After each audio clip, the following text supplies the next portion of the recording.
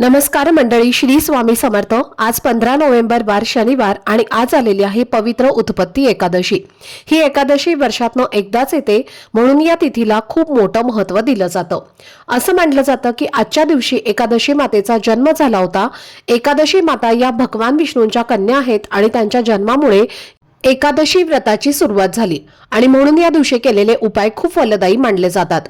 आज रात्री एक सोपा उपाय करायचा आहे। कापुरासोबत तुम्हाला एक वस्तू जाळायची आहे आणि त्याचा संपूर्ण धूर हा तुम्हाला घरभर फिरवायचा आहे। त्यामुळे घरातली भांडणं कमी होतात, कुटुंबाची प्रगती होते, घरातील दारिद्र्य नष्ट होऊन घरात शांतता आणि लक्ष्मीचा वास वाढतो, घरातील वास्तुदोष शांत होतो, पितृदोष दूर होतो। तर या वस्तू नेमक्या कशा जाळायच्या आहेत आणि कोणत्या वेळेत हा उपाय करायचा आहे याबद्दलची संपूर्ण माहिती मी एका व्हिडिओमध्ये दिलेली आहे। तो व्हिडिओ पाहण्यासाठी या व्हिडिओच्या खाली जो छोटासा त्रिकोण दिसत आहे त्यावर क्लिक करा, म्हणजे संपूर्ण माहिती तुमच्यापर्यंत पोहोचेल। धन्यवाद। श्री स्वामी समर्थ।